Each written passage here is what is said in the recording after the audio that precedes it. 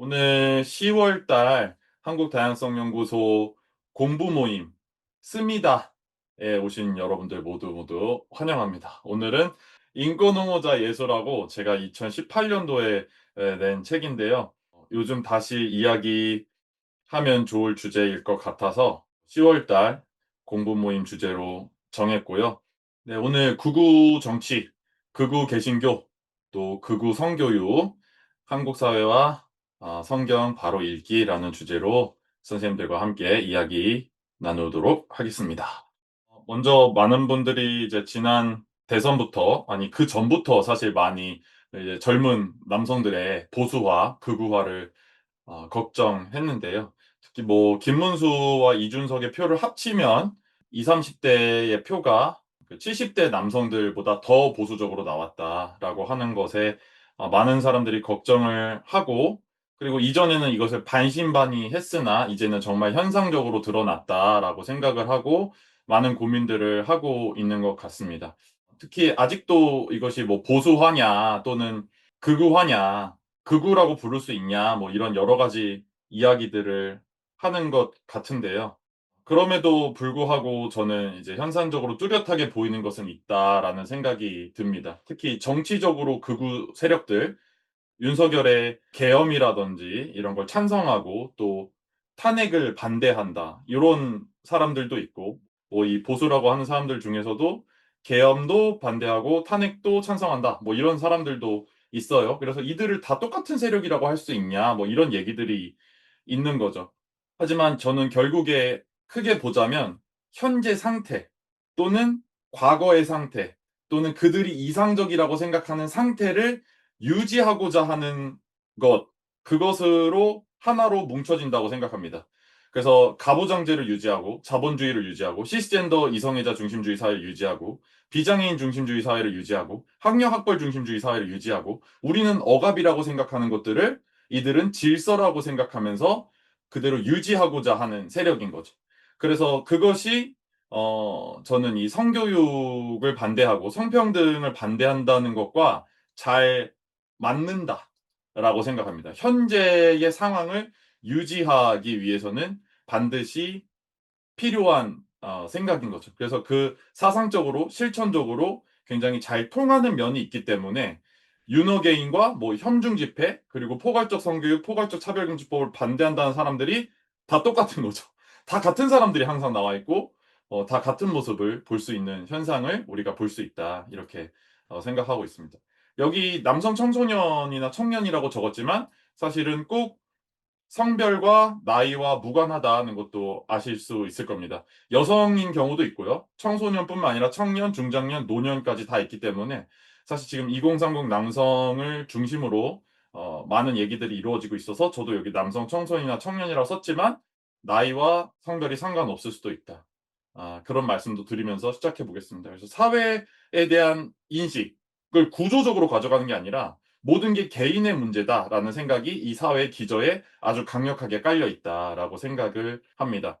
그래서 자기 자신과 타인에 대한 관점이 거기서부터 시작됩니다. 그래서 내가 이 정도 위치에 있는 것도 나의 탓이고 네가 거기에 있는 것도 너의 탓이야. 구조라는 건 없는 겁니다. 내가 이 정도 한 것도 내가 공부를 이 정도 한 거고 내가 노력을 이 정도 한 거고 내 처지가 여기에 있는 것도 그게 다 그럴 만한 이유가 있는 거야. 그리고 너가 거기 있는 것도 네 탓이야. 여성이 거기 있는 것도 여성 탓, 장애인이 거기 있는 것도 장애인 탓, 이주민이 거기 있는 것도 이주민 탓. 노력을 하고 성실하게 하면 극복을 할 수도 있는데 네가 거기 있는 건 이유가 있는 거야 라는 생각과 이어지죠. 그래서 사회적 소수자는 차별 억압을 당하고 있는 게 아니라 개인의 노력의 결과, 그 대가로 거기에 있는 거죠. 그래서 무언가 국가가 사회가 할 필요가 없는 것입니다. 그리고 나는 이거를 구조적으로 바라보고 있지 않기 때문에 나를 착취하는 국가나 자본가들에게 문제 제기를 하기보다 내 문제이기 때문에 내가 무언가 해서 이 상황을 타개하거나 극복하거나 헤쳐나가야 되는 거죠. 아니면 최소한 이 상태라도 유지하고 싶어요. 그러니까 1020, 2030 남성들의 생각에는 내 아버지가 누릴 수 있었던 거, 최소한 그러니까 결혼해서 집 사고 처자식 먹여 살리고 애들 학원도 보내고 대학도 보낼 수 있는 그 정도는 하고 싶어. 뭐 이게 큰 바램도 아니잖아. 욕심도 아니잖아. 그런 소소한 시민으로 살고 싶어. 근데 이게 안 돼. 근데 그 정도는 하고 싶으니까 나도 그 정도 하려면 나보다 아래 있다고 생각하는 사람들이 다 그 자리에 있어야 됩니다. 여성도 나보다 밑에, 이주민도 나보다 밑에, 장애인도 나보다 밑에 있어야죠. 근데 여성 정책, 성소수자 정책, 장애인 정책, 이주민 정책 이런 걸 하면 내 위치가 위협당하기 때문에 너무나 싫은 거죠. 그게 위협적인 거고 나한테 불리한 거고 오히려 불공정으로 보이게 되는 거죠. 그래서 이제 독재를 했던 사람들도 그게 나라를 잘 살게 했으면 효율적인 운영이었으면 잘했다라고 생각을 하고 민주화나 복지, 인권 이런 걸 생각하더라도 그런 사람들이 나에게 나의 이해관계로 보았을 때 나를 불리하게 한다면 그것이 불공정이고 또 더 나아가서 그것을 뭐 중국, 북한, 빨갱이, 공산주의 이런 식의 생각들로 묶어서 생각할 수 있는 거죠. 그래서 이제 정치적인 극우적인 생각과 여성과 성소수자를 비하하고 차별하고 억압하고 폭력적으로 대하려는 것들이 연결돼 있다. 그들이 만난 이유는 좀 분명하다라고 볼 수 있습니다. 그리고 그들이 에게 주어지는 생각들이 아주 동일하게 사회 각 영역에서 동시에 들어오고 있는 거죠. 그래서 남초 사이트 같은 커뮤니티나 미디어, 언론, 유튜브, 그리고 정치인들도 이제 윤석열이나 이준석 같은 사람들이 정확하게 사회적 소수자들은 구조적인 차별은 더 이상 없다 이런 얘기를 해주기 시작하면서 과거에는 숨기 부끄러워라도 했는데 이제는 정확하게 그 말을 해주기 시작했고 또 극우 개신교들도 세력이 점점 커지고 그 목소리를 정치인과 함께 연결해서 크게 내고 있고 그거를 또래 그룹에서도 또 확인해서 똑같이 들을 수 있기 때문에 어디에나 이걸 찾아보더라도 내가 기존에 접했던 정보만 찾게 되는 거죠. 그래서 이것이 확증 편향이라고도 부를 수 있고 이 버블 안에 진실, 진리가 되어버리는 거죠. 그래서 어느 누구도 이와 다른 정보를 찾을 수 없고 이 안에 갇혀 있는 사람들은 누구나 나와 같은 생각을 하고 있고 이게 맞는 정보, 옳은 이야기로 계속해서 재확인되는 거죠. 뭐 유튜브 알고리즘처럼요. 그리고 전 세계적으로 극우 세력이 확대되고 있기 때문에 난민을 반대하고 이주민을 반대하고 트랜스젠더에 대한 혐오라든지 이런 것들이 증가하고 있어서 뭐 영국이든 미국이든 어디서든지 나오는 혐오 뉴스, 가짜 뉴스, 이런 왜곡된 정보들이 전 세계적으로 발생하고 있기 때문에 서로가 서로를 인용하고 마치 이제 해외발 뉴스라고 하면 우리가 진짜인 것처럼 생각하는 경우가 많잖아요. 그 다른 해외 국가들도 뭐 우리나라에서 만든 것도 쓰고 그러겠죠. 그래서 서로 인용하면서 뭐 예를 들어 그러니까 미국이나 영국이나 이런 나라들에서도 한국에서 나온 뭐 일베나 펜코에서 나온 정보를 옮겨다가 번역을 해서 쓰면서 마치 굉장히 신빙성이 있는 것처럼 쓸 수도 있는 거죠. 한국의 혐오 세력들이 쓰는 것을 보더라도 그렇습니다. 그래서 이러한 세계적인 흐름 속에서도 맞물려 있다. 그리고 다 이주민, 난민, 이런 사회적 소수자들을 반대하는 것은 결국 나의 이익, 나의 이윤. 그러니까 트럼프가 하는 말과 마찬가지죠. 이주민들을 들어오지 못하게 해서 일자리를 보호하겠고 미국 기업들을 미국에 묶어두겠다. 이런 이야기들 하면서 이게 자국의 이익이 되고 우리 국민의 이익이 될 것처럼 말하는 거죠. 전혀 사실이 아님에도 불구하고 그렇게 믿게끔 하는 역할들을 국가와 자본가와 언론들이 함께 하고 있기 때문에 거기에 기생하거나 함께 돈을 벌 수 있는 이윤이 맞물려 있는 미디어들, 유튜버들, 이런 커뮤니티의 사람들이 함께 이것들을 한다고 볼 수 있고 또 종교, 한국 같은 경우 또 세계적으로도 마찬가지지만 극우 개신교가 가장 열렬히 함께 하는 이유는 여기에 이제 신자 수, 인구가 많은 거죠. 그리고 거기에 헌금이 되는 거죠. 그래서 그것이 결국에 돈으로 또 정치와 연결이 되어 있으면서 정치적인 힘, 경제적인 힘, 이 돈과 표와 모든 것들이 연결되어 있어서 이렇게 나오고 있다. 이렇게 볼 수 있을 것 같습니다. 얼마 전에 찰리 커크라는 사람이 미국에서 아주 커다란 극우 유튜버나 커뮤니티를 운영하는 사람이었는데 뭐 인플루언서라고 할 수 있겠죠. 말하자면. 그 사람이 이제 목에 총을 맞고 살해당해서 죽었습니다. 이제 한 사람이 총을 맞고 죽었다는 것은 슬픈 이야기이겠죠. 이분이 그동안 해왔던 일들은 전혀 좋은 일이라고 할 수 없는데, 이주민을 반대하고 난민을 반대하고 트랜스젠더에 대한 혐오적인 얘기들을 아주 아주 많이 했고요. 그다음에 총기를 총기 소지를 찬성하고 그다음에 임신 중단, 중지할 수 있는 권리를 반대하는 그런 것들을 많이 하면서 아주 극우적인 보수적인 청년들의 커뮤니티의 지지를 받아왔던 사람입니다.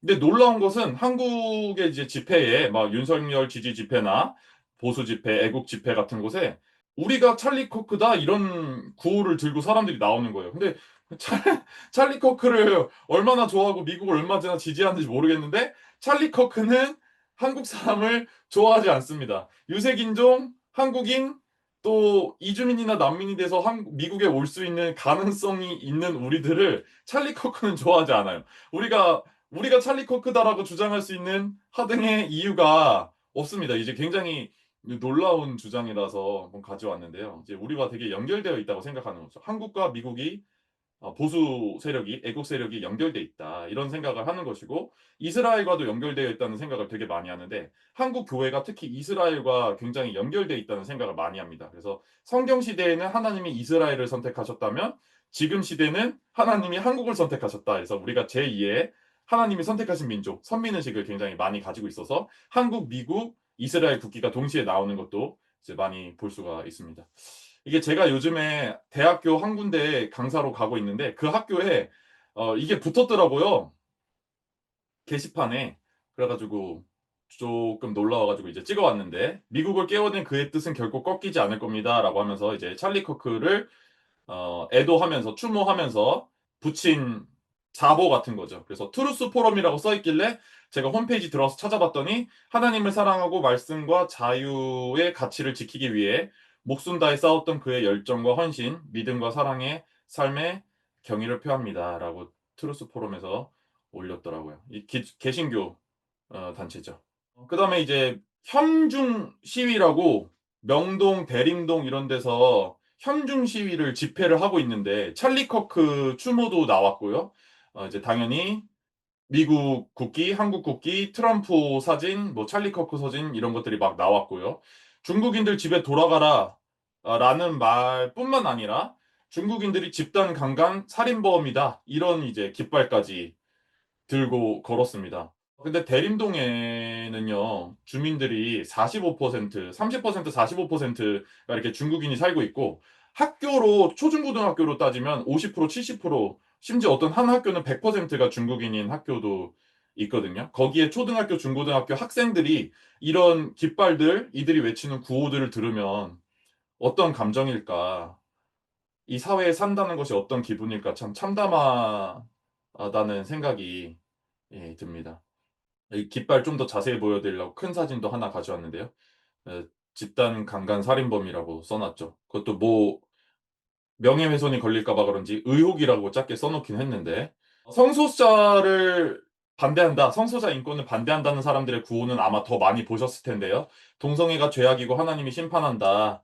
그다음에 옆에 보시면 동성애 박멸, 동성애 퇴치 이렇게 벌레처럼 질병처럼 얘기하는 게 혐오의 특징입니다. 그래서 아주 끔찍하고 더럽고 무섭고 냄새 나는 것처럼 표현을 해서 이 세상에서 없어져야 될 존재로 얘기하는 것이 사회적 소수자에 대한 태도입니다. 그래서 성소수자, 이주민, 장애인, 노인과 같이 같은 얘기들을 듣는 사람도 있습니다. 냄새 난다, 더럽다, 범죄자 된다, 병 걸린다 이런 얘기들을 하는 거죠. 그리고 또 하나의 똑같이 모든 소수자에게 동일하게 거의 적용되는 논리가 나라를 무너뜨린다는 겁니다. 피땀 흘려 세운 나라. 그러니까 우리 정상 가족을 이룬 뭐 이런 우리 할아버지 할머니 세대, 어머니 아버지 세대가 이렇게 열심히 일하고 애도 낳고 가족을 꾸려서 사회와 국가를 일으켰는데 동성애자가 이제 나라를 무너뜨린다. 이제 가정을 파괴하고 사회를 또 군대가 무너진다고 많이 얘기를 하죠. 뭐 군대에서 성관계를 해가지고 뭐 기강이 무너지고 막 북한군이 쳐들어와도 막아내지 못하고 막 이런 아주 정말 놀라운 상상력의 그런 소설들로 이제 결국에 이제 국가가 무너진다. 그러니까 노력하지 않고 성실하지 않고 문란하고 더럽고 요런 논리들로 사회적 소수자들을 쭉 똑같이 대하고 국가와 사회와 가정이 무너지게끔 하는 사람들로 생각을 하게 해야 사람들이 사회적 소수자에 대한 감정이 나빠집니다. 이 감정이 나빠야 사회적 소수자들이 경험하는 차별화가 폭력을 해결하고 싶지 않아요. 그래서 나쁜 감정을 그대로 유지시키는 것이 이 국가와 사회의 전략입니다. 그래서 일부러 성교육, 성평등 교육, 인권 교육, 시민 교육, 다양성 교육 같은 것들을 하지 않는 겁니다. 이게 실수가 아니라 의도적으로 국가가 공교육이 이런 교육을 하지 않는 것은 사회적 소수자에 대한 감정이 인식이 그대로 나빠야 국가가 아무 일도 하지 않아도 그대로 지낼 수 있기 때문에 국가에 더 이상 사람들이 요구를 하지 않기 때문에 그 감정을 부정적인 감정을 유지시키는 거다라고 저는 보고 있습니다. 그래서 사회적 소수자들에 대한 무관심과 무지가 사회에 이렇게 존재하고 있을 때 공포심을 거기에 자극하는 사람들이 있습니다. 그러면 무관심과 무지가 가만히 있지 않고 차별, 억압, 폭력, 혐오로 드러나게 되는 것이죠. 그래서 우리가 이제 사실 여기서 해야 될 일은 이 공포를 자극하는 정치, 뭐 경제, 언론, 미디어 이런 걸 한 번에 없애버리는 것도 좋은 방법이겠지만 그것은 단시간에 한 번에 가능하지는 않을 것입니다. 그래서 우리가 더 빠르게 할 수 있는 방법, 나 스스로에게, 우리 주변 사람에게 빠르게 할 수 있는 방법은 무관심을 관심으로, 더 사회적 소수자들의 삶에, 경험에 관심을 가지는 거죠. 그리고 무지를 지식으로, 정확한 정보로 바꿔낼 필요가 있습니다. 그러면 헛소리를, 가짜 뉴스를, 왜곡된 정보를 하더라도 우리에게 공포를 주더라도 이것이 차별, 억압, 혐오, 폭력으로 가는 것이 아니라 이거 가짜 뉴스네 차단해낼 수 있는, 걸러낼 수 있는 힘이 우리에게 생기는 것이죠. 거기다가 하나를 더하자면 사회적 소수자와 긍정적인 경험을 가져야 합니다. 제가 예를 들어서 설명해 보고 싶었는데 제가 유학을 해 가지고 미국에 가게 됐는데 미국에 가서 처음으로 흑인도 만나고 성소수자도 만나고 모슬림도 만난 거예요. 근데 흑인을 처음 만났을 땐 어땠냐면 길거리에 낮에도 일을 하지 않고 트럭 같은 데다가 이제 크게 노래를 틀어 놓고 그냥 거리에 앉아서 음악에 맞춰서 쉬고 있는 사람들을 본 거예요.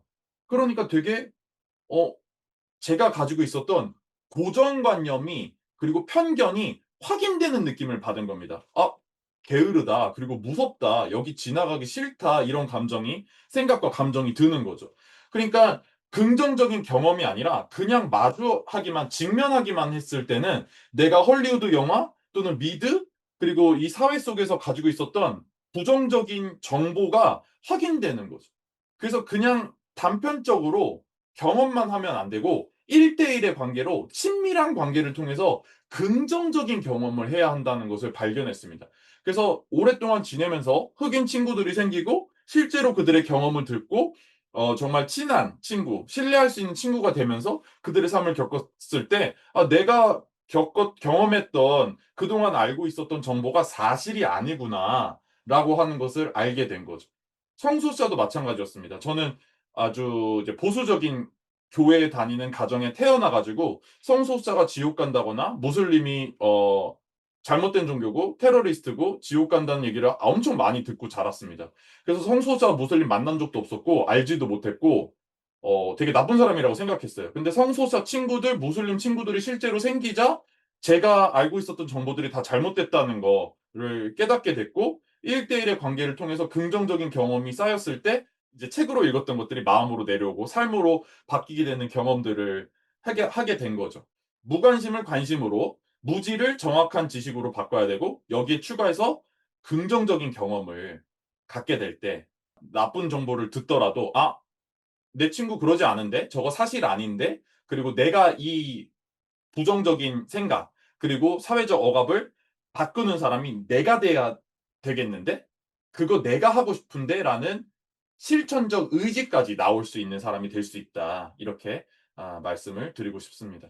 이런 일들이 특히 다양성 훈련에서 많이 일어나서 다양성 훈련도 여러분들에게 많이 추천드리고 싶은데요. 나에 대한 이해 그리고 다른 사람에 대한 이해와 존중, 사회 구조적인 관점들을 가지게 해 주는 일들이 다양성 훈련에서 일어나고요. 사회적 소수자 같은 경우에는 나한테 일어났던 사건, 이런 차별 억압들을 구조적으로 이해할 수 있게 되고 그다음에 나를 지지할 수 있는 지지 집단, 사람들을 확보할 수 있게 되고 사회 분석의 틀과 이런 대화하는 방법들을 기술들을 익히게 되는 것이죠. 그래서 저도 경험으로써 관계로서 사회적 소수자들을 알게 되고 다양성 훈련을 배워옴으로써 제가 또 한국 사회에서 이런 일을 하고 싶었던 경험들이 생겼던 것 같습니다.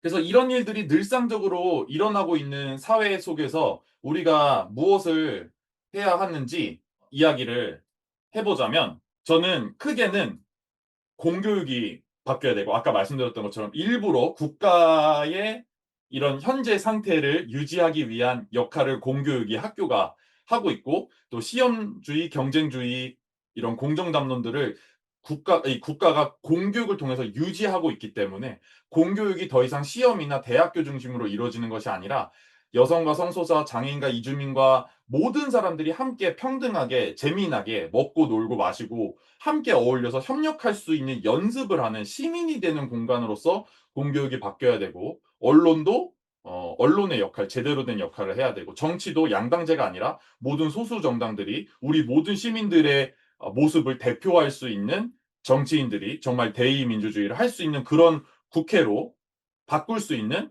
정치제도, 선거제도가 필요하겠다라는 생각을 합니다. 그리고 이런 일들이 일어나기 전까지 지금 당장부터 오늘부터 할 수 있는 일은 내가 기존의 생각들을 바꿀 수 있도록 그리고 다른 사람이 기존의 생각들을 바꿀 수 있도록 기존에 공고하게 잡혀져 있던 억압들에 균열을 내고 틈을 낼 수 있는 질문들을 자꾸만 해주는 겁니다. 그래서 구조적인 틀로 볼 수 있는 관점이 필요하다. 그리고 오늘 이제 이야기를 이제 본격적으로 곧 시작할 성경도 미디어 리터러시가 필요하다. 그래서 시대적인 상황과 저자의 가치관과 그리고 당시 그런 말이 왜 쓰였는지 목적과 그다음에 청중이 누구였는지와 이런 것들을 보고 분석할 수 있는 비판적인 사고 그리고 그것에 시간과 노력을 기울일 수 있는 나의 노력이 필요한 것이거든요. 그렇기 때문에 영화를 볼 때도 드라마를 볼 때도 뉴스를 볼 때도 이런 SNS를 볼 때도 이렇게 비판적인 관점으로 볼 수 있는 관점과 그리고 노력, 나의 실천이 있을 때 가짜 뉴스도 분별할 수 있고 혐오도 내가 끊어낼 수 있게 되는 것이죠. 그래서 오늘 한번 같이 연습을 해보도록 하겠습니다. 예장 통합이라는 데서 퀴어 성서 주석을 2단으로 규정을 했다고 그래요. 저도 갖고 있는 건데 제가 읽지는 못했지만 이 책을 알아낸 것 같거든요. 그래서 이거를 2단으로 규정을 했다라는 뉴스가 지난주에 나왔고 통일교는 원래 사이비로 규정을 했었는데 2단으로도 한 번 더 지정한다 그래가지고 지정된 거라고 해요. 그다음에 정광훈은 2단 지정을 위해서 1년 동안 연구가 필요하다라고 했답니다. 굉장히 재밌죠. 저는 사실 예장인지 기장인지 뭐 심지어 장로교인지 감로교인지 구분도 별로 관심 없습니다. 솔직히 말해서. 그리고 개신교가 정하는 이단이나 사이비 규정도 별로 관심 없습니다. 본인들만의 생각이고 기준이라고 생각해요. 특히 저는 아주 오랫동안 보수 개신교 기도회 대형 교회에 오랫동안 다녔는데 넷플릭스에 나는 신이다라는 넷플릭스 오리지널 시리즈를 봤더니 뭐 대형 교회에서 다 일어나고 있는 일이더라고요. 헌금 많이 걷어서 주보에 이름 순서대로 써주고 뭐 언어적으로 뭐 그루밍하고 성폭력도 있고 사실 대형 교회에서 한국 개신교에서 안 일어나는 일이 거기 있나? 뭐 어떤 사람은 정도의 차이를 얘기할 수는 있겠으나 사실은 다 일어나는 일이더라라는 생각이 들었습니다. 그래서 저는 사실 개신교가 좋은 종교고 개신교가 말하는 이단 종교가 나쁜 종교다 이런 거는 사실 개신교의 현재 행태를 봐서 크게 동의할 수 없는 수준의 구분이다라고 생각하고 있습니다. 그리고 퀴어 신학, 여성 신학, 민중 신학 같은 해석들은 저는 사실 성경이 그리고 개신교가 사회적 소수자들에게 억압적이면 떠나도 되는데 이걸 새롭게 해석해서라도 하나님의 사랑과 예수님의 삶을 믿고 싶은 사람들의 간절한 노력이라고 생각합니다. 이거를 왜 이단으로 규정합니까? 그냥 떠나도 되는 사람들이 굳이 재해석까지 해가지고 믿어보겠다는데 자, 이제 성경과 성소자 이야기를 본격적으로 더 들어가도록 하겠습니다. 인권옹호자 예수라는 책인데요. 2018년도에 1,500권을 찍었는데 아직도 다 못 팔았다는 슬픈 이야기 200권 정도가 남았다고 합니다. 여러분 제발 절판 좀 시켜주십시오. 그래서 꼭 구입해 주시고 도서관에도 신청 좀 해주시고 오늘 듣고 주변에 추천 좀 해주시기를 부탁드립니다. 자, 먼저 제가 강조하는 것은요. 성경을 해석하는 권위를 누구한테 주지 말자. 제발. 왜 목사님, 전도사님, 또는 부흥 강사, 또는 뭐 성경 신학자 이런 사람들에게 성경을 해석하고 그들의 언어로, 그들의 관점으로 하는 말씀을 듣고 그 말씀을 왜 하나님의 말씀이라고 믿으면서 내가 그것을 왜 따라서 살아야 되냐 이겁니다. 저는 내가 직접 읽어보고 해석해서 내 삶에 녹여내야 될 것, 적용해야 될 것을 내가 찾아보자. 그리고 2000년 된 책이잖아요. 여기에 따르지 않아야 할 것, 부적절한 것들이 있을 겁니다. 그것들을 볼 수 있는 역량을 내가 키워야 한다라는 말씀을 드리고 싶습니다. 그래서 어떻게 읽고 해석하고 적용할 것이냐, 이게 중요하다. 성경뿐만 아니라 이런 것도 마찬가지입니다. 자꾸만 남자 여자가 결혼하는 거지 남자나 여자가 결혼할 수 없다 이런 얘기를 하면서 세계 인권 선언문이나 헌법을 예로 드는 분들이 있는데 거기 쓰여 있기 때문에 어쩔 수 없다 이런 분들이 있는데 아니에요. 세계 인권 선언문도 1948년도에 쓰였는데 여기에 남성과 여성은 결혼할 시에 이렇게 쓴 것은 똑같은 권리를 가진다고 쓰고 싶어서 여성을 쓴 겁니다. 여성이 남성과 똑같은 권리를 가진다라고 쓰기 위해서요. 뭔 말인지 아시죠? 그래서 강조하고 싶었던 게 있었던 겁니다. 헌법도 마찬가지입니다. 1987년도에 쓰여 있는데 헌법 36조를 보면 양성평등에 기초하여라고 했는데 혼인 생활, 가족 생활에 양성평등을 강조한 이유는 여성과 남성이 동등하다라고 이 말을 하고 싶어서지 남성과 남성이 결혼할 수 없다, 여성과 여성이 결혼할 수 없다 이 말을 하기 위해서 쓴 게 아니다라는 겁니다. 그래서 왜 쓰여졌는지 누가 썼는지 이 의도와 목적을 분석해서 봐야 되는 거지 이 단어 대 단어 하나를 그러니까 세계인권선언문에 여성과 남성과 여성이라고 썼잖아. 헌법에 양성이라고 썼잖아. 이렇게 단어를 보는 게 아니다라는 겁니다. 성경도 이렇게 봐야겠습니다. 그래서 단어 대 단어가 아니라 우리는 성경을 볼 때 하나님의 무조건적인 사랑과 무제한적인 사랑 그리고 그 증표로 하나님이 인간의 육신, 인간의 몸을 입고 이 세상에 온 것이 예수라면 그리고 우리 죄를 사하기 위해서 십자가에 달려 죽었다면 죽음으로써까지 표현했던 그 사랑이 무엇인가 그거를 살펴보는 것이 중요하지 단어 대 단어를 보는 것이 중요하지 않다라는 거죠. 그래서 저는 지금 아주 대형 교회가 되고 돈벌이의 수단이 되어버린 한국 교회가 면죄부를 팔았던 시대 때 천주교 그 종교 개혁을 맞이했어야만 했던 타락했던 교회와 무엇이 다른가 저는 매우 동일하다라고 생각을 하고 있습니다. 기독교가 점점 약해지는 이유는 일단 인구수가 전체 국가적인 인구수가 줄고 있고 10대, 20대, 30대 등등 젊은 사람들이 떠나가고 있고 그 안에서 내부 결속을 다지기 위해서 외부의 적을 만드는 전략이라고 생각합니다. 그런데 저는 이 전략이 결국 본인들을 벼랑 끝으로 몰아서 나만 빼고 모두가 다 지옥 가는 거거든요. 이 전략이. 천주교도 지옥 가, 뭐 불교도 지옥 가, 성소수자도 지옥 가, 다른 종교 믿으면 지옥 가. 그러니까 다 지옥 가니까 결국에 저는 남는 사람이 없을 거다라고 생각하는 아주 잘못된 전략이라고 생각하고 있으나 아무튼 이들에게는 공포가 필요한 겁니다. 국가와 사회와 가정과 군대가 무너지게 할 아주 더럽고 타락한 세력들이 있는데 그래서 그들을 이용해서 공포를 자극하고 두려움을 이용하기 위해서 혐오의 대상으로 삼는 사람들로 성소수자를 정한 것이죠. 그러니까 이전에는 다른 사람들도 있었습니다. 과학자, 그러니까 태양이 지구 주변을 돌아야 되는데 이제 지구가 돈다고 하니까 그런 사람들 죽임당할 사람들이었잖아요. 그러니까 과학자, 왼손잡이, 흑인, 그리고 여성 다 이제 열등한 사람들이었고 죽임을 당해도 되는 사람 노예도 성경으로 노예제를 해도 된다. 그러니까 노예를 예수님이 노예를 잘 대해 주라 그랬지 노예제를 폐지하라 그런 적이 없어. 이렇게 성경을 이용했던 거죠. 그리고 성경에는 사형당해야 될 죄도 많습니다. 일요일에 뭐 우리 주일이라고 말하는 일요일에 거룩하게 지켜야 될 이 날을 쉬어야 될 날을 나무했다가 죽은 사람도 있어요. 그러니까 이렇게 성경에 사형당할 일도 되게 많았어요. 그리고 전쟁, 하나님의 전쟁, 이스라엘의 전쟁, 하나님이 하라고 했던 전쟁들은 해도 되는 전쟁. 거기서 죽였던 사람들은 또 괜찮았던 거죠. 그래서 이것들이 과연 성경을 그냥 글자 그대로 믿어도 되는 것인가라는 생각들을 우리가 더 해야 되고 기존의 성경을 근거로 혐오의 대상이 됐던 사람들이 이제는 더 이상 그렇게 쓰일 수가 없는 거죠. 노예제도가 있어도 된다고 하면 누가 말을 믿겠습니까? 과학자, 왼손잡이, 여성, 흑인 다 마찬가지죠.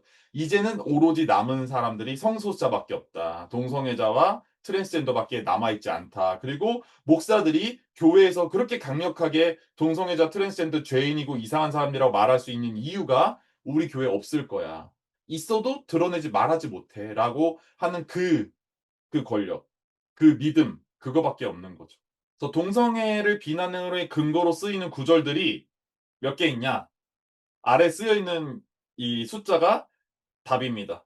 31,102개의 성경 구절 중에 오직 6개 구절을 동성애자를 차별해도 되는 근거로 사람들이 쓰고 있습니다.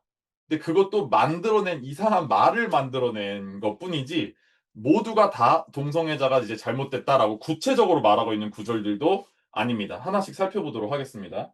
그 첫 번째 근거가 되는 구절은 창세기인데요. 창세기에 이렇게 말했다는 거예요. 생육하고 번성해서 땅에 충만해라. 그러니까 애를 낳아라. 이건데 애를 안 낳는 거니까 동성애는 잘못됐다 이겁니다. 그러니까 여기서 땅에 충만해라라는 것을 아이를 낳아라 이렇게 생각하고 있는 거죠.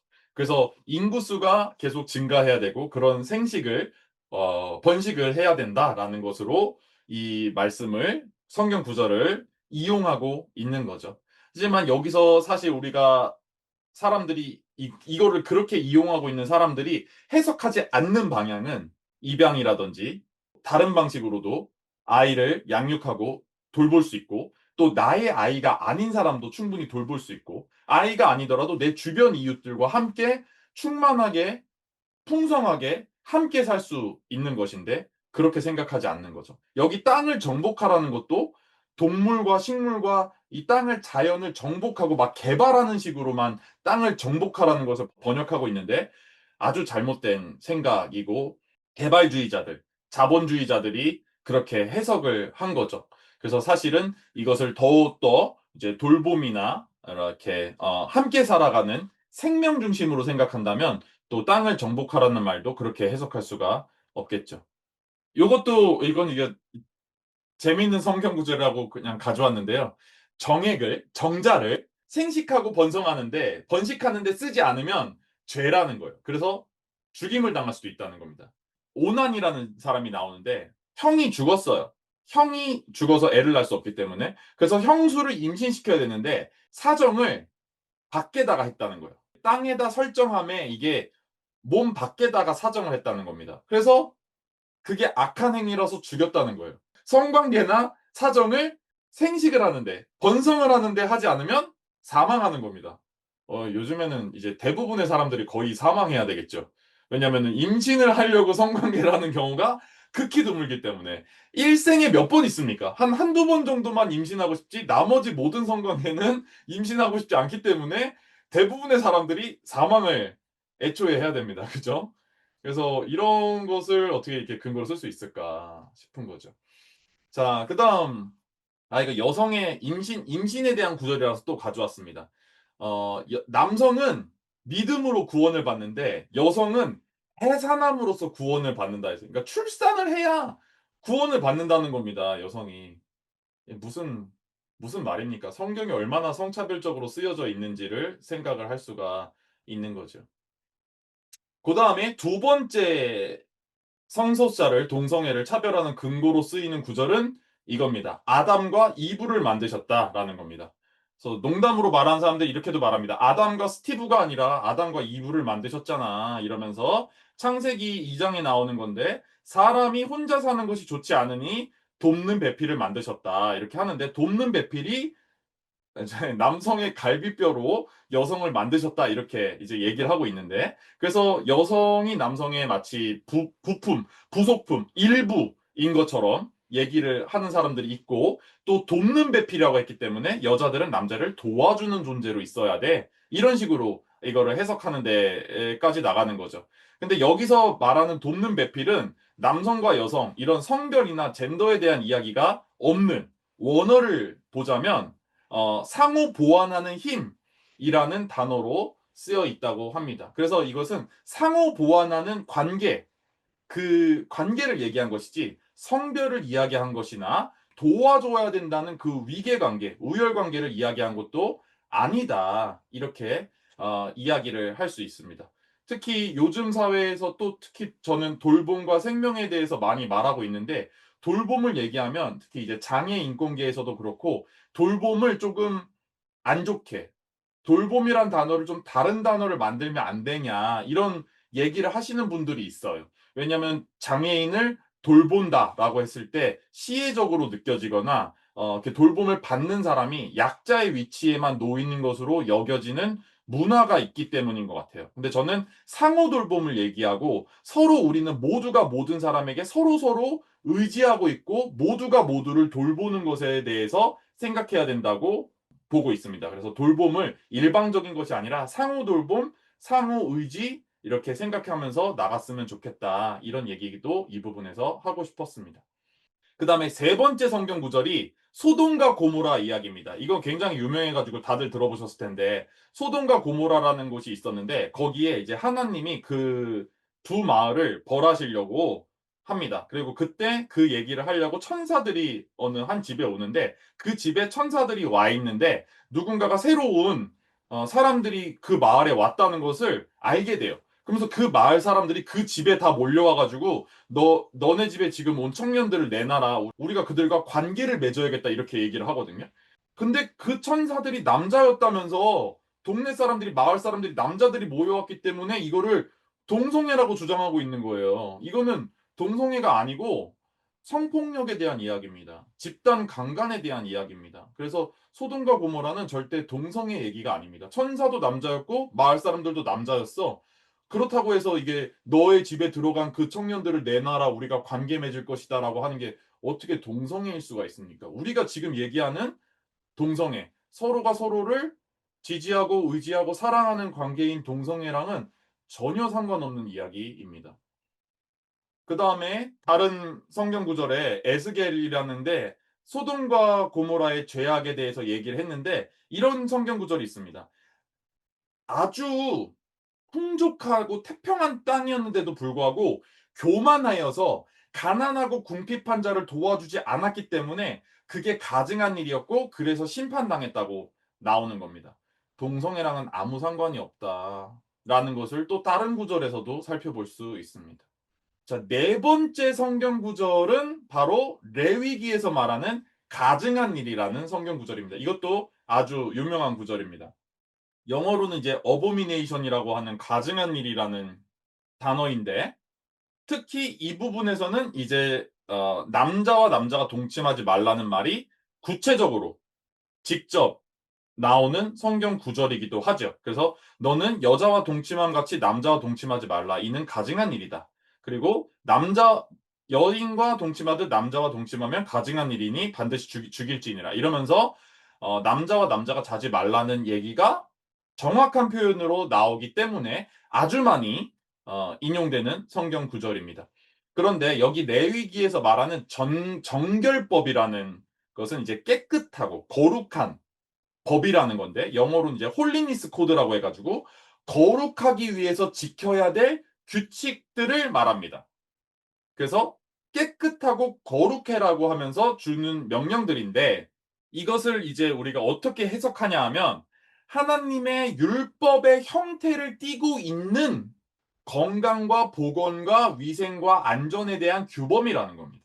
그리고 두 번째는 선민의식이 있기 때문에 하나님이 선택한 민족이라는 생각이 있잖아요. 그리고 우리 민족 안에서만 결혼해야 되고 계속 이 종교도 유지해야 되기 때문에 다른 민족과 구분되어지기 위해서 지키는 민족 정체성을 유지하기 위한 규칙들이다. 이렇게 해석을 하고 있습니다. 그래서 가증한 일이라는 것이 뭐 죄라는 뜻이 아니라 당시에 전통이나 의식이 있는데 그 전통이나 의식을 하나님의 말씀이라는 이름으로 불렀고 거기서 벗어난다라는 겁니다.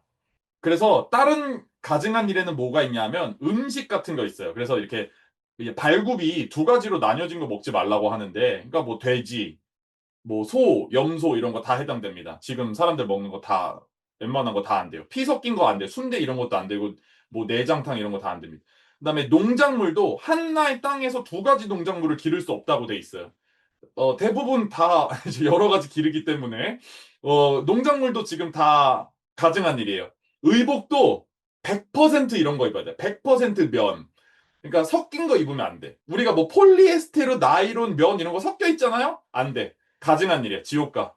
죽어요. 머리도 길러야 돼. 그리고 구렛나루도 이렇게 길러야 되고 머리도 자르면 안 되거든요. 그런 거 다 안 돼. 머리 지금 웬만하면 여기 있는 분들 다 잘못됐어. 문신도 하면 안 돼. 문신. 뭐 이런 거 다 안 돼요. 그래서 동성애만 가증한 일이 아니고 정말 가증한 일이 많았다. 그리고 이것은 위생이나 안전, 그리고 다른 민족과 구분되어지기 위해 행했던 의식들일 것이다. 이렇게 보고 있습니다.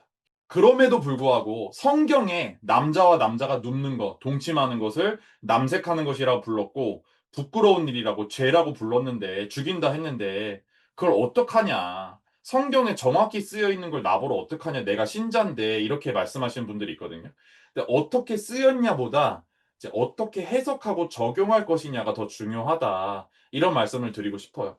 왜냐면 성경은 2000년도 넘은 책이기 때문에 이제 미디어 리터러시가 필요한 거죠. 시대 상황, 배경, 저자의 가치관과 그리고 누구를 향해 썼는지 청중이 필요하고 그리고 마지막은 독자입니다. 나와 당신, 우리가 이걸 어떻게 읽느냐. 거기서 성경책이 어떻게 우리 현실에서 이 사회에서 적용될지가 정해지는 것이기 때문에 이 단어 대 단어, 문장 대 문장 하나하나가 어떻게 쓰여져 있는지보다 해석하고 실행하는 사람이 더 중요하다. 이렇게 말을 할 수가 있습니다. 왜냐하면 이거를 글자 그대로 지켜야 한다는 사람들도 굉장히 취사선택적으로 하고 있기 때문이에요. 먼저 이런 거 재밌습니다. 음욕을 품고 여자를 보는 자마다 이미 마음에 간음을 하는 거라 했는데 그러니까 여자를 보고 음욕을 품잖아요. 그러니까 섹시하다. 섹스하고 싶다 그러면은 간음한 거거든요. 간음하면 죽어요. 사형이에요. 그러니까 웬만한 사람 다 죽어. 그 다음에 이런 것도 있잖아요. 눈을 뽑아내는 게 낫다. 여기 있잖아요. 그래서 눈을 뽑아내는 게 나은데 여성을 보고 음욕을 뽑았는데 눈을 뽑아내지 않은 사람은 일단 다 이 말씀을 안 지킨 거예요. 그리고 간음하시는 것이기 때문에 사망을 해도 부족함이 없습니다. 그 다음에 돈에 대한 성경 구절 특히 안 지킵니다. 낙타가 바늘귀에 들어가는 것이 부자가 하나님의 나라에 들어가는 것보다 쉽다. 불가능하다는 뜻이죠. 그러니까 낙타가 음이 비슷한 게 밧줄이라고 해요. 그러니까 밧줄을 이 바늘귀 엄청나게 조그마잖아. 그 바늘귀 구멍에다가 밧줄을 넣는 것만큼 힘들다는 거예요. 부자가 하나님 나라 가는 게. 근데 사실 한국의 개신교는 기독교는 엄청나게 기복신앙이어가지고 다 부자 되게 해달라고 돈 많이 벌게 해달라는 게 거의 대부분의 모든 교인들의 이제 기도 제목 중에 하나거든요. 대부분 이제 학교 잘 가게 해주세요, 돈 잘 벌게 해주세요가 그다음에 가족 건강, 요거 이제 두 가지가 대부분의 사람의 기도 제목인데, 부자가 하나님의 나라에 들어가기 힘들다는 거를 믿는다면, 돈 많이 벌게 해주세요, 부자 되게 해주세요, 승진 되게 해주세요, 이런 기도를 안 하겠죠. 그 다음에 한 사람이 두 주인을 섬기지 못한다라고 하면서 이것도 섬기고 저것도 섬길 수 없다라고 하면서 하나님과 재물을 섬길 수 없다. 동시에 섬길 수 없다. 이렇게 했는데 이 말씀도 이제 지키지 않는 것 같아요. 그다음에 돈을 사랑하는 것이 만악의 뿌리다. 그다음에 누가 이 세상 재물을 가지고 형제의 궁핍함을 보고도 도와줄 마음이 없으면 하나님의 사랑이 어찌 그 속에 거하겠느냐. 내가 돈이 있는데 도움이 필요한 사람을 도와주지 않으면 하나님의 사랑이 그 사람의 마음에 거할 수가 없다는 거예요. 이런 말씀 잘 교회에서 하지도 않고 이제 지키지도 않죠. 자, 그다음에 이런 것도 있습니다. 저는 칼로 흥한 자 칼로 망한다고 한 말씀이 있어요. 베드로가 예수님에게 온 그 군인들을 상대하기 위해서 칼을 꺼냈는데 칼로 흥한 자 칼로 망한다면서 칼을 집어넣어라 라고 합니다. 근데 그러면은 칼 쓰지 마라, 무기 쓰지 마라, 폭력 쓰지 마라 이런 말씀 하신 거잖아요. 그럼 총은요? 미사일은요? 전쟁은요? 성경책에 안 나오니까 상관없나요? 미국, 이스라엘 엄청나게 전쟁하고 총기도 합법하고 막 미사일 쏘고 막 팔레스타인 공격하고 대량 학살하고 이러는데 성경에 안 나오니까 상관없나요? 이런 말씀 안 지키는 거죠. 기독교 국가라고 하는 성경을 믿고 하나님을 믿는다고 하면서도 안 지키는 거죠. 다섯 번째 성경 구절입니다. 자연스럽지 않다. 순리가 아니다. 영리다. 라는 구절인데요. 여기 보면 여자들도 순리대로 쓰고 남자들도 순리대로 여자들을 써라. 그러니까 남자와 여자가 자야 하고 그렇게 하지 않으면 영리라는 거예요. 부끄러운 일이라는 거예요. 그거를 대가를 상응 보응을 받을 것이라는 내용입니다. 자, 근데 이것은 당시에 관습에 어긋나다, 즉 자연스럽지 않다라는 뜻입니다. 근데 지금도 자연스럽지 않다, 성소수자 자연스럽지 않은 거야 이런 얘기를 되게 많이 하는데 이것도 틀린 말입니다. 자연에 동물, 식물 다 포함해서 간성도 있고 트랜스젠더도 있고 동성애도 있고 양성애도 있고 다 있습니다. 오로지 자연스럽지 않은 거는 성소수자 혐오밖에 없어요. 식물도 성별을 바꾸고 또 하나의 몸에 암수 다 있어가지고 자가 번식하는 식물도 있고요. 동물도 인간이랑 가장 닮은 포유류, 영장류에도 동성애 많습니다. 오로지 인간에밖에 없는 게 성소수자를 혐오하고 폭력적으로 대하는 거는 인간밖에 없습니다. 그게 부자연스러운 거예요. 그래서 순리다, 자연스럽다 이런 말은 그냥 그 당시의 시대 상황에 이걸 그렇게 생각하는 사람들이 그런 말을 하는 것이지 실제 그런 게 아니다라는 것입니다.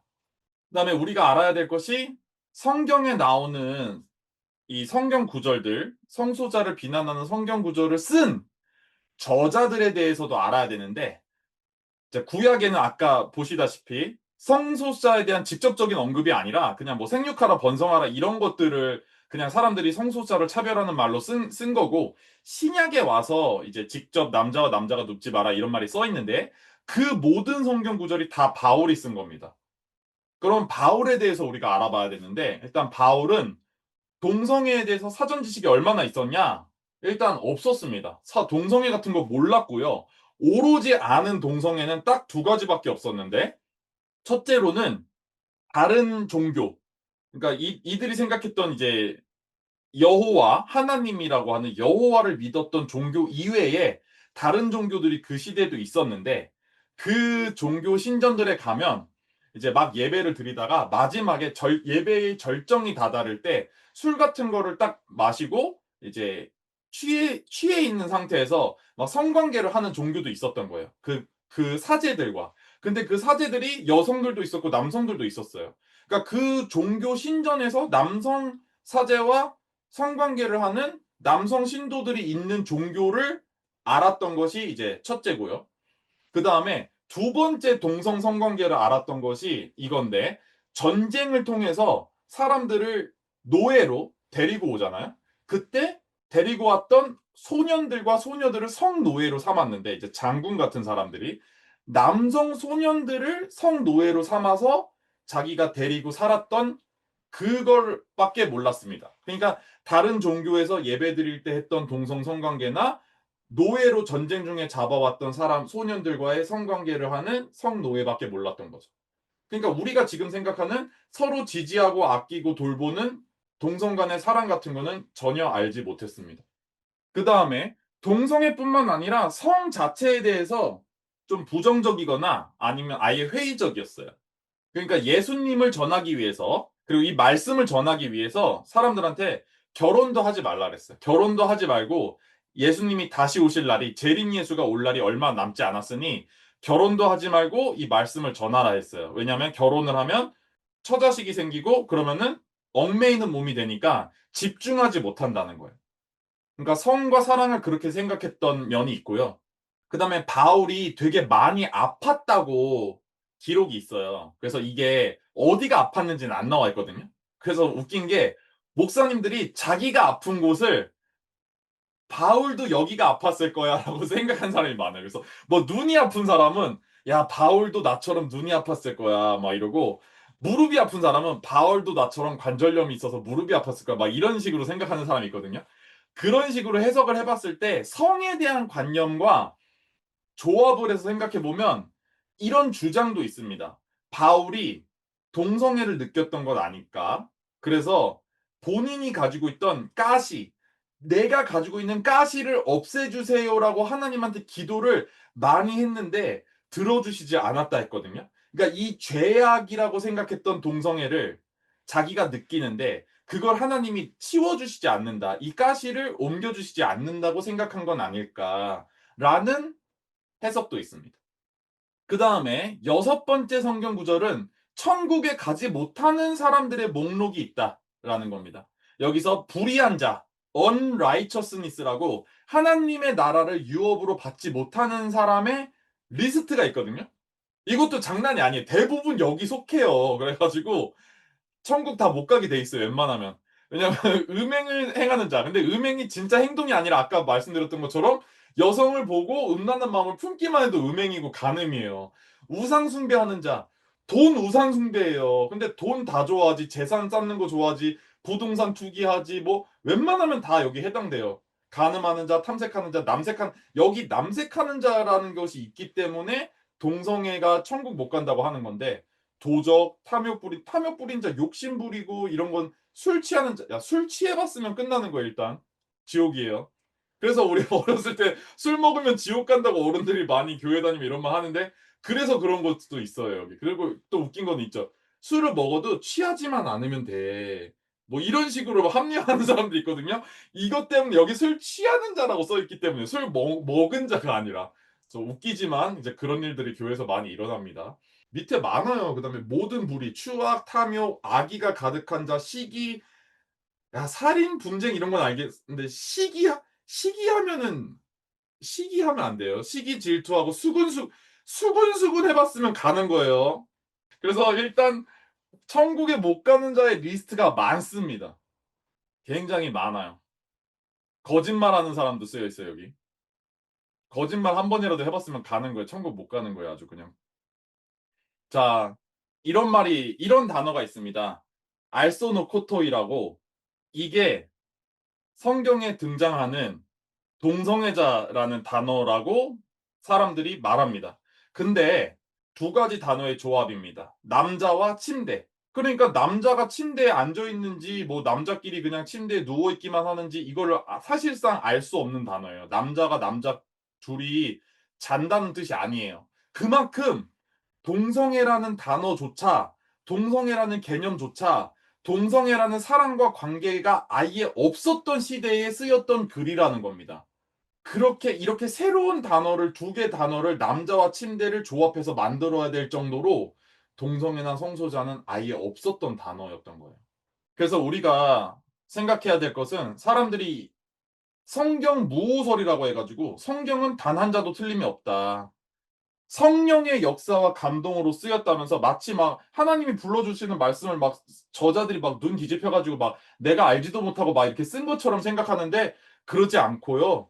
저자들이 자기의 생각과 가치관과 배경 지식 같은 것들 그리고 경험들 다 녹여내서 우리가 지금 책을 쓰는 것처럼 성경 시대의 저자들도 본인의 가치관과 배경 지식으로 쓴 것이지 절대 막 자동으로 받아쓰기 막 나의 의식도 없이 쓰여진 것이 아니다라는 겁니다. 그래서 저는 오히려 성경을 한 글자도 틀림이 없다라고 말할 때 성경을 우습게 만드는 것이고 이것을 정말 하나님의 사랑과 예수의 삶의 실천으로 받아들일 수 없게 만드는 주장이 성경 무호설이라고 생각하고 있습니다. 성경에서 나오는 이제 여섯 가지 성경 구절들에 대한 해석은 끝났고요. 동성애에 대한 가장 흔한 오해와 진실들 몇 가지 이야기하고 가려고 합니다. 일단 첫째 선천적이냐 후천적이냐 이런 이제 질문이나 또 여러분도 많이 보셨을 텐데 피켓 뭐 동성애 유전자 없음 막 이러면서 언제 유전자 있다고 주장하지도 않았는데 왜냐면 그걸 주장했던 시기도 조금 있어요. 왜냐하면 동성애가 죄악이라는 얘기도 했지만 과거에는 남자 동성애자들은 남성한테 성폭력을 당했는데 너무 좋아가지고 막 중독이 돼가지고 남자 동성애자가 된다는 주장을 하는 사람들도 있었고 여자들 같은 경우에는 아빠나 이제 남성들한테 학대를 당해가지고 남성들과 사랑에 빠질 수 없어서 레즈비언이 된다는 주장을 한 사람들이 있었던 거예요. 그러니까 동성애자들이 이런 퀴어 커뮤니티에서 그런 사고를 당하지 않았는데도 나는 성소수자다 이러면서 그런 폭력 또는 뭐 나쁜 일이 나한테 일어나지 않았어. 그래서 이거 나는 선천적이야. 원래 이렇게 태어난 거야라는 주장을 했던 시기가 있어요. 그걸 받아서 과학적이지 않다면서 유전자가 발견된 적이 없으니 동성애는 선천적이 아니라 후천적으로 너희들이 선택을 한 거고 문란한 거고 죄악이야. 이런 식으로 나가는 거예요. 그래서 우리는 이거를 이제는 이렇게 말합니다. 선천적이냐 후천적이냐 말하지 않고 이성애자가 선천적으로 이성애자가 됐는지 후천적으로 네가 선택했는지 물어보는 사람 아무도 없단 말이에요. 그러니까 이 질문 자체가 이중잣대고 차별이다. 이렇게 얘기하고 있어요. 당신 언제 이성애자 됐어요? 언제부터 이성애자였어요? 선천적이에요? 후천적이에요? 당신이 선택을 했나요? 이런 질문 안 하듯이 동성애에도 그런 질문을 할 필요가 없다라는 것이 답이 되면 되겠습니다. 다음. 섹스 중독이다. 쾌락을 위한 선택이다. 이제 이런 말인데, 쾌락을 위해서 선택을 했으면 어떠냐? 이제 이런 말을 할 필요가 있습니다. 그렇게 쾌락을 위해서 할 만한 선택이면 너도 해라! 왜 안 하냐? 그렇게 좋을 것 같으면 해봐라! 이렇게 얘기를 해도 되고요. 사실은 근데 여기도 많은 사람들이 얘기하지 않는 진실이 있는데, 남성의 항문에 이렇게 두 손가락 두 마디 정도 들어오면 전립선이라는 게 있는데, 전립선에 어마어마하게 성적 자극을 느낄 수 있는, 귀두보다 사실은 심지어 더 많은 자극을 느낄 수 있는 포인트가 거기 들어 있습니다. 근데 이것이 항문 섹스를 남자 동성애자만 하는 것이라고 생각하면서 항문 자극이나 전립선 자극을 하지 않고 시도도 하지 않고 내가 학문 자극을 좋아한다는 것을 이야기하면 동성애자라고 스스로 정체화해야 될까 봐, 또는 놀림받을까 봐 이야기를 아예 하지 않고 시도도 하지 않고 이걸 알려주지도 않는 거죠. 그래서 그런 포인트가 여기 숨어 있기 때문에 이런 얘기로 공격을 하는 사람들이 있다라고 하는 것도 이제 알아두실 수 있습니다. 정신병이다. 정신병 아니죠. 이제 73년도에 정신진단 목록에서 빠졌고요. 50년도 넘었죠. 트랜스젠더가 바뀐 지는 얼마 안 됐어요. 18년도에 바뀌었는데 이 젠더 불평감, 디스포리아라는 것으로 바뀌었습니다. 이름이. 그래서 이것도 되게 중요한데, 트랜스젠더가 정신병이었다가 불평감으로 바뀐 것은 진단명이 있어야 호르몬 치료도 할 수 있고 호르몬 요법을 해야, 그다음에 원하는 사람은 성별 적합 수술도 할 수 있기 때문에 이제 진단명 남겨둔 건데, 여기서 중요한 포인트는 옛날에는 몸이 맞는 거였어요. 그러니까 몸이 신체랑 성기모양이 맞는 거면 틀린 건 뭐예요? 틀린 건 정신이에요. 그죠? 몸이 맞는 거니까. 자, 근데 이제는 정신이 맞는 거예요. 내가 인지하는 나의 정체성, 여기가 맞는 거예요. 그러니까 여기가 맞으면 변화를 줄 수 있는 건 뭐예요? 신체죠. 그게 중요한 겁니다. 옛날에는 몸이 맞아, 성기가 맞았어. 그러니까 여기가 병이 있는 거야. 근데는 이제는 정신이 맞으니까 그 정신에 맞춰 변화를 줄 수 있는 건 신체다. 그렇게 가는 거라고 생각하시면 됩니다. 동성애가 에이즈의 원인이다. 그렇지 않죠. 이거는 아주 기본적인 의료나 보건이나 바이러스에 대한 인식이 부족한 겁니다. HIV는 인간 후천성 면역 결핍증이라는 이제 바이러스의 이름인데, 바이러스는 다 똑같아요. 감기, 독감, 코로나도 동성애자와 이성애자를 구분하지 못합니다. 남자와 여자도 구분하지 못합니다. 흑인, 백인 뭐 이런 것도 구분 못합니다. 바이러스는 그냥 사람을 옮겨가며 계속 살고 싶어 할 뿐이에요.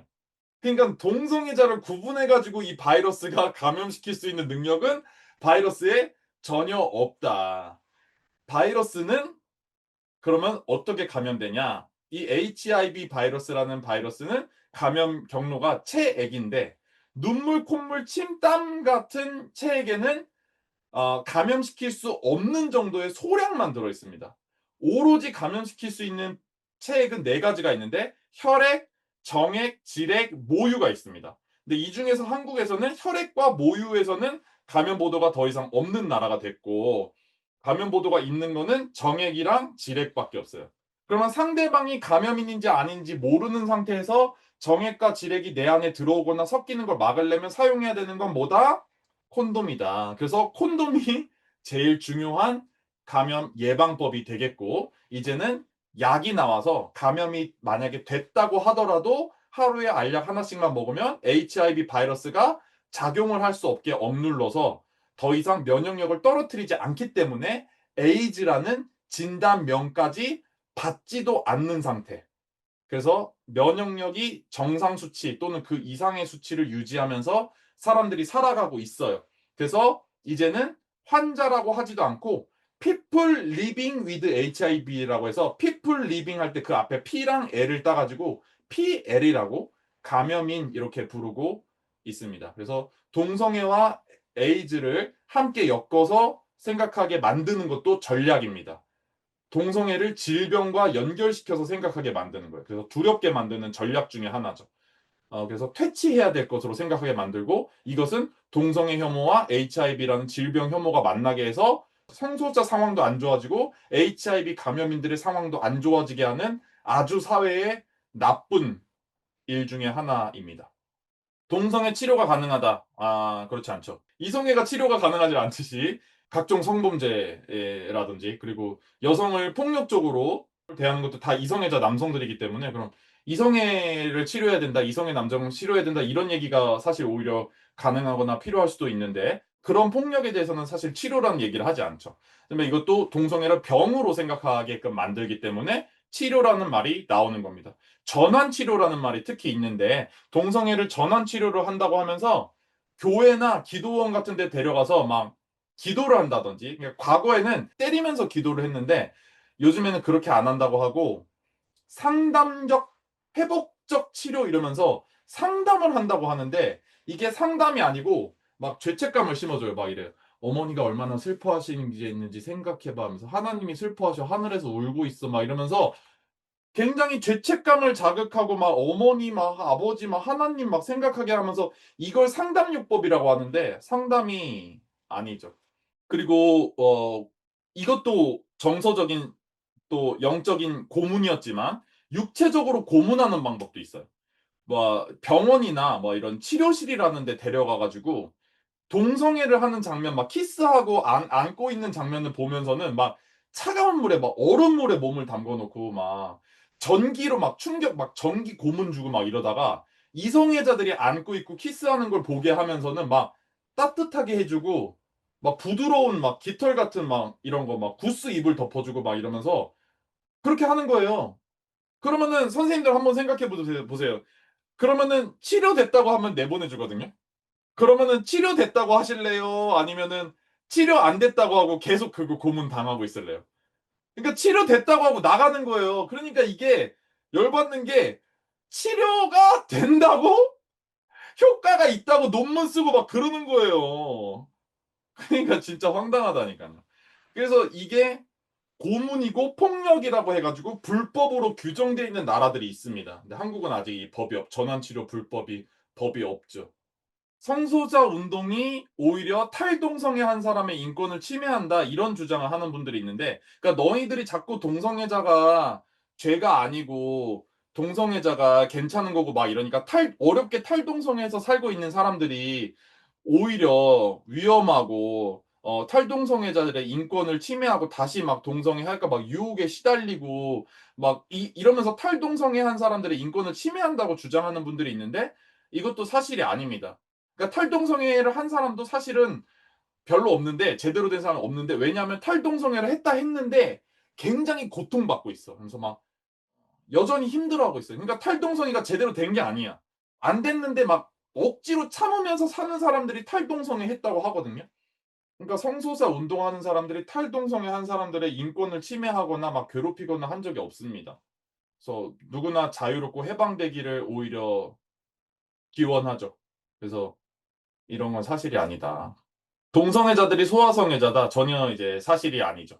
물론 이성애자들 중에서도 소아성애자도 있고 동성애자 중에서도 있죠. 있을 수 있죠. 그거는 이제 범죄고 폭력이고 한 것이지 동성애자들이 소아성애자자 이런 관계는 성립할 수 없다. 라는 것이고요. 그다음에 동성애자가 사회적으로 받아들이면 이제 소아성애자, 동물성애자, 뭐 시체성애자, 사물성애자 이런 사람들도 다 인정해달라고 한다. 이런 주장인데 이것도 사실이 아닙니다. 이것도 동성애를 범죄와 연결해서 생각하게 만들기 위해서 동의가 없는 또는 동의하기 힘든 그러니까 우리가 소아성애자 그러니까 미성년자랑 성관계를 하면 안 된다고 생각하는 이유가 뭐냐 하면 구루밍 같은 걸 통해 가지고 친밀한 관계를 만든 다음에 성적 관계로 전환하는 이런 폭력, 범죄를 저지르기 쉬운 대상이기 때문에 어린이 청소년들과 성관계를 하면 안 된다. 그거는 적절한 동의가 아니다. 이렇게 생각하고 있어서 안 되는 것이고, 동물도 나랑 동의를 할 수 있는 관계가 아니잖아요. 이거 동물 학대죠.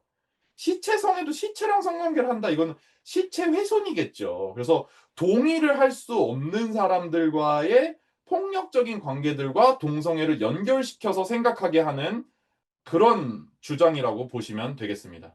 그래서 동성애도 이성애와 마찬가지로 평등한 관계에서 동의에 기반한 사랑이고 성적 행동이다라고만 생각하시면 충분히 생각이 가능하시고 이런 거에 답변을 해주실 수 있을 거라고 생각합니다. 그다음에 동성애를 인정하면 이제 결혼도 하겠다고 할 거고 입양도 하겠다고 할 건데 그럼 애들은 무슨 죄냐? 애들이 동성애 되면 어떡하냐? 막 이런 얘기를 하는데 이거는 이미 90년도, 2000년도 이럴 때 10년 또는 그 이상 연구 조사가 이미 끝난 질문인데요. 부모의 성적 지향이 자녀의 성적 지향에 아무런 영향을 미치지 않는다. 이렇게 나와 있습니다. 성적 지향뿐만 아니라 뭐 성적이나 뭐 삶의 행복도나 만족도 같은 것까지도 사실 영향이 없다. 이렇게 나와 있습니다. 오히려 부모의 성적 지향이 아니라 얼마나 사랑을 주는지, 얼마나 돌봄과 케어, 양육, 보살핌을 잘 받았는지, 관심을 많이 받고 사랑을 받았는지가 관련이 있지, 부모 둘의 성별은 중요하지 않다. 이렇게 나와 있습니다. 이거는 이제 제가 가장 제 참을성을 시험당하는 주장인데, 내가 차별할 수 있는 나의 권리를 보장해달라 하면서 여성도 내가 좀 차별할 수 있고 성소자 혐오도 할 수 있지 왜 내 자유를 억압하냐면서 다양성 연구소 소장님이라면서 제 다양성은 존중 안 해주시네요. 막 이러는 내가 진짜 열받아가지고 막 이게 막 왔다 갔다 하거든요. 그래서 표현의 자유는 남의 표현의 자유를 침범하지 않을 때 그리고 다른 사람을 폭력적으로 그리고 경계를 침범하지 않을 때 보장당할 수 있는 거지. 막 누구 때리면서 내 자유를 보장해 달라고 할 수 없듯이 표현의 자유도 마찬가지입니다. 절대 남을 폭력적으로 대하는 언어, 행동, 이런 표현들 절대 자유의 영역으로 또는 표현의 자유로 또는 인권과 다양성의 영역으로 들어올 수 없는 영역이다라고 생각해 주시면 될 것 같습니다. 퀴어 문화 축제는 노출이 문제다. 왜 이렇게 노출을 많이 하냐. 물란한 게 문제지 퀴어가 문제가 아니다. 이런 분들이 있는데 전혀 사실이 아닙니다. 이런 분들은 분명히 퀴어를 문제 삼고 있는 겁니다. 노출이 문제라면 정말 10대 그 어린이 청소년 같은 걸그룹 그리고 배우들의 그런 TV에서의 노출 같은 것들은 전혀 문제 삼지 않잖아요. 그러면서 성소수자들의 노출이 문제라고 하는 것은 성소수자가 문제라는 거지 이분들은 노출이 문제가 아닐 겁니다. 절대 아닙니다. 그리고 서울 키움나 축제가 몇 명 온대요? 뭐 10만 명? 그 이상 오잖아요? 노출한 사람을 별로 못 찾습니다. 99% 사람들이 뭐 입고 오냐? 반팔티, 단체티 이런 거 입고 옵니다. 그래서 인터넷에 있는 거 아주 소수의 사람들만 찍어가지고 올리는 수준이라고 보시면 됩니다. 대부분 키워문화 축제 와본 사람은 이런 얘기 안 합니다. 안 와본 사람, 인터넷에서 이상한 사진 본 사람만 이런 얘기 하죠. 예수가 동성애를 죄라고 말했다. 말한 적이 없습니다. 아까 말씀드린 것처럼 전부 다 신약 성경에 있는 구절들도 바울이 말한 거고 바울의 생각이나 정체성에 대한 해석들 여러 가지 말씀드렸습니다. 예수는 동성애에 대해서 말을 한 적이 없습니다. 그런데 이런 말을 한 적이 있어요. 어머님 때로부터 된 고자도 있고 사람이 만든 고자도 있고 천국을 위하여 스스로 된 고자도 있도다. 이 말을 받을 만한 자는 받을지어다. 이런 말이 있어요. 여기서 뭐 고자가 무엇인지 천국을 위해 스스로 된 고자가 무엇인지 제가 정확하게 알 수는 없지만 이것을 성기 모양으로 또는 성별 정체성이나 성적 지향으로도 생각할 수 있을 것 같아요. 그래서 간성도 트랜스젠더도 다양한 성적 지향도 있을 수 있다. 저는 그런 말씀으로 충분히 해석할 수 있는 부분이다라고 생각이 듭니다. 그래서 이렇게 태어난 사람도 있고 그렇게 만들어진 사람도 있고 스스로 된 사람도 있고 그러니까 사람들이 주장하는 선택이냐 선천적이냐 후천적이냐 그런 게 사실 여기 다 들어있다고 생각을 합니다. 그 다음에 로마 백부장 얘기가 있는데 백부장이 아주 이제 높은 사람이에요. 근데 이 높은 사람이 예수님한테 찾아와가지고 예수가 우리가 생각하기에나 신의 아들이고 막 높고 막 이런 거지 사실은 그 당시에 로마 장군들, 백부장 같은 사람들이 봤을 때는 예수가 아무것도 아니에요. 아무것도 아닌 사람한테 로마의 백부장이라는 지위를 가진 사람이 와가지고 치유의 은사가 있다니까, 사람을, 아픈 사람을 고쳐준다니까 예수를 찾아와가지고 로마 백부장이라는 사람이 한다는 부탁이 뭐냐면, 우리 집에 소년이 한 명 있는데 아프다고, 죽어가고 있다고 살려달라 한 거예요. 근데 그 소년이 누구냐면, 아까 말씀드렸던 것처럼 전쟁에서 잡아온 포로 중에 자기가 남자친구 또는 성착취의 대상으로 삼고 있었던 애인 소년일 수도 있다는 해석이 있어요. 그렇게 쓰여 있는 건 아니고 우리 종인 소년을 살려달라고 하는데, 백부장이 그냥 종이 많은데 그 종 중에 한 명을 살려달라고 식민지에 그냥 아무것도 아닌 예수라는 사람을 찾아와가지고 부탁을 할 이유가 없다는 거예요. 그러니까 이제 합리적으로 추론을 해봤을 때 자기가 좋아하는 애인 중에 한 명이었을 거다. 물론 우리는 소년이니까 성착취라고 생각할 수 있지만 그 당시 이 사람의 입장에서는 아주 사랑하고 좋아하는 애였을 수 있다는 거예요. 그래서 이때 뭐라고 하냐면, 예수님이 너의 믿음이 그 아이를 낫게 했다라고, 죽어가고 있는 애를 너의 믿음이 낫게 했다고 가서 기도해 준 것도 아니고, 낫다고 하니까 가서 백부장이 집에 가서 보니까 낫거든요. 그러니까 여기서 이 사람이 동성애자든 아니든 예수님을 그건 보지 않았다는 거예요. 이 믿음을, 신앙을 봤다는 얘기입니다. 그러니까 예수님이 동성애를 싫어했거나 죄인이라고 했거나 하면은 여기서도 이 백부장이 말한 그 소년이, 종이 실제로 소년이었고 애인이었고 동성애자였다면 그런 믿음을 칭찬하지 않았겠죠. 그래서 이 백부장의 이야기도 예수님이 동성애를 어떻게 생각했는지를 추론하는 이야기로 해석하는 사람이 있습니다. 자, 이것도 얘기해보면 재밌는데, 동정녀 마리아에게 태어난 예수님에게 성염색체가 있을까? 동정녀 마리아 뭐예요? 남성과 성관계를 안 한, 남성의 정자가 필요 없는 상태에서 임신을 했다는 뜻이 동정녀잖아요? 자, 그러면 마리아는 여성이었으니까 XX만 있는데 남성으로부터 성염색체를 안 받았어. 그러면 Y가 올 수가 없잖아요? 그러면 예수가 XY를 가지고 있었을까? Y를? 없었겠죠. 그게 의학적으로 맞는 답입니다. Y가 올 수가 없어요. 근데 이렇게 신앙적인 사람들이, 우린 이렇게 생각할 수 있어. 하나님이, 성령님이 Y도 줬어. Y도 넣어줬어. 그 남자로부터 안 와도 돼. 성령님이 넣어줬어, Y를. 이렇게 생각할 수는 있겠죠. 하지만 의학적으로 만약에 진짜 남자와 성관계를 안 했는데 임신이 됐다. Y가 올 데가 없죠. 그러니까 Y가 있으면 안 돼요. 그러면 말하자면 간성이거나 트랜스젠더거나. 근데 이제 간성일 가능성이 높죠. 여기서 추론해보자면 XX인데 사람들이 다 남자라고 생각했어. 남자로 컸어. 그러면 이제 간성일 가능성이 높죠. 근데 뭐 이제 이게 다 이야기입니다. 뭐 예수님이 실제 존재했든 안 했든 다 신화이니까 이제 한번 그 얘기를 해보는 겁니다.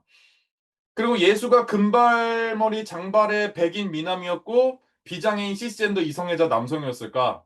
이제 그럴 리가 없죠. 당시에 그 시대에 그 지역에 가장 평범한 사람처럼 생겼다고 나와 있습니다. 성경에. 그러면 이제 오른쪽 그림이 그 시기, 그 시대에 그 지역에 살았던 가장 평범했던 남성의 모습으로 보고 있습니다.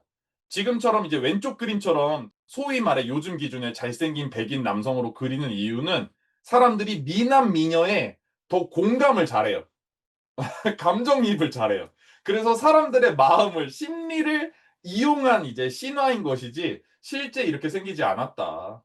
성경에 등장하는 가족이 우리가 현재 생각하는 여성 한 명, 남성 한 명, 자녀들로 구성되어 있는 이 정상가족 또는 일부 일처제의 형태였냐? 그렇지 않습니다. 일부 다처제도 나오고 막 수많은 가족의 형태도 나오고요. 과부도 나오고 고아도 나오고 그다음에 이제 이런 것도 나오죠. 다윗이 하나님이 가장 칭찬하는 믿음의 사람이었고 의인이었고 아주 칭찬받는 사람이 다윗인데, 다윗이 왕이 된 다음에 다윗이 생각하기에 아주 예쁘다고 생각하는 사람이 목욕하는 모습을 보고 그거 본 거부터 잘못이죠. 근데 저 여성을 내가 취해야겠다고 생각해서 저 여성의 남편을 전쟁에 내보내서 죽인 다음에 그 사람을 아내로 삼습니다. 근데 그것도 회개하고 용서를 구했다고 하면서 그 사람이 하나님한테 가장 칭찬받는 사람이 되거든요. 그래서 이런 것들을 봤을 때 성경에 나오는 성에 대한 관념, 그리고 가족의 형태 이런 것들이 우리가 과연 생각하는 정상 가족에로만 등장하는가 이런 것들 살펴볼 필요가 있습니다.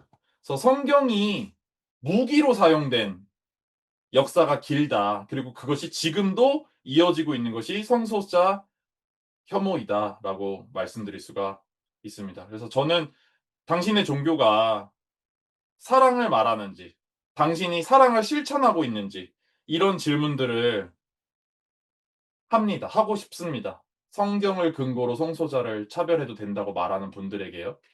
그래서 당신의 종교가 배제를 하고 있는지, 아니면 모든 사람을 포함하고 있는지, 누군가를 비난하고 정죄하고 있는지, 아니면 누군가를 해방시켜주고 있는지, 이것이 우리가 할 질문이라고 생각합니다. 몇 가지 성경 구절, 성소수자뿐만 아니라 이주민, 장애인, 여성, 성소수자 모든 사회적 소수자들을 하나님의 사랑과 예수의 사랑 실천으로 삶으로 함께 모두가 포함되고 안전하고 인권적으로 평등하게 살아갈 수 있는 사회를 만들어야 한다는 그런 실천적인 종교로 개신교를 만들 수 있는 성경 구절을 몇 가지 읽고 오늘 저는 마치고, 혹시 이제 질문이나 추가하고 싶으신 말씀 있는 분들 있으신지 여쭤보고 마치도록 하겠습니다. 갈라디아서 3장 28절에서 29절. 너희는 유대인이나 헬라인이나 종교 종이나 자유인이나 남자나 여자나 다 그리스도 예수 안에서 하나니라. 너희가 그리스도의 것이면 곧 아브라함의 자손이요 약속대로 유업을 이을 자니라. 그러니까 성별도 신분도 인종도 민족도 출신국가도 아무 상관없다는 거죠. 시편 146편 9절. 여호와께서 나그네들을 보호하시며 고아와 과부를 붙드시고 악인의 길은 굽게 하시는도다. 나그네, 이주민, 고아와 과부, 여성과 어린이 모두를 하나님이 보호하시고 붙들어 주신다는, 지켜 주신다는 거고요. 악인의 길은 굽게 만든, 악인은 이제 살기 힘들게 벌하신다는 거죠.